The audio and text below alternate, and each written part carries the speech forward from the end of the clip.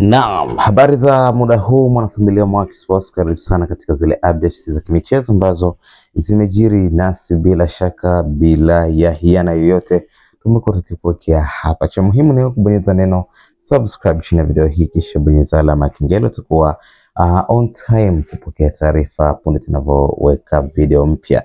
Na kwa sasa tunaangazia taarifa inayohusiana na mchezaji wa klabu ya soka ya Dar es Salaam Young Africans Prince Dube, mchezaji ambaye amekuwa na misimu isiyo vyema sana kutokana na performance yake kutokwenda vizuri kama vile ambavyo walitarajia waajiri wake, lakini pia hata yeye mwenyewe ameona kwamba mambo si mambo ndani ya kikosi cha Dar es Salaam Young Africans. Sasa taarifa iliyokuwa ni mpya kabisa inaeleza kwamba mchezaji huyu Prince Dube pamoja na klabu ya soka ya Yanga wamekubaliana kuvunja mkataba ili kila mmoja aangalie namna ambavyo atanufaika na kuvunjika kwa mkataba huo. Inaeleza kwamba sababu kuu ni kiwango finyu ambacho kimeonyeshwa na mchezaji huyo Prince Dube, lakini pia kwa upande wa yeye mwenyewe pamoja na management yake inasemekana mambo ni fresh tu, kwa sababu wameona kwamba hadelive kile ambacho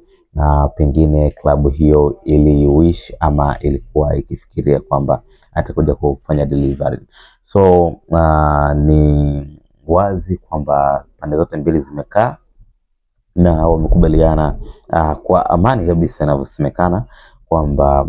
wavunje mkataba na wampe fursa sasa Prince Dube aende kuangalia nafasi katika timu zingine, lakini pia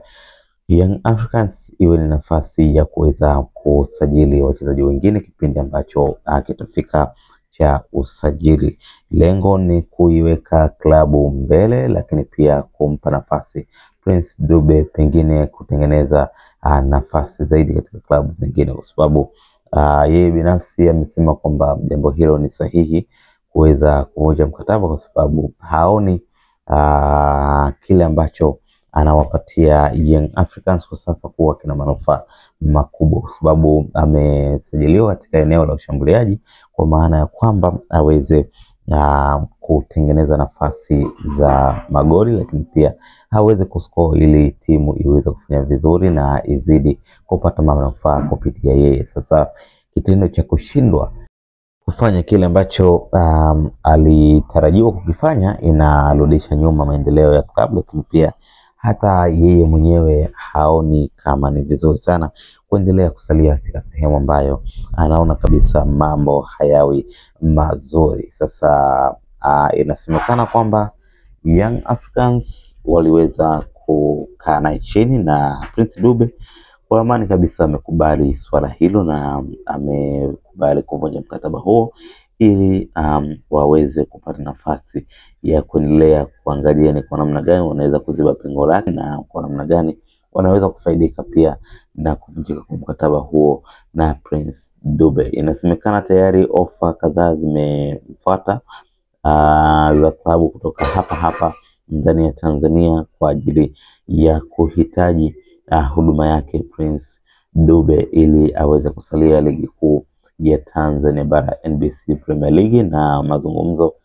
yataanza rasmi ili kuweza kuangalia kama kuna uwezekano wa yeye kujiunga na timu yoyote kati ya hizo ambazo zimemletea ofa ama la.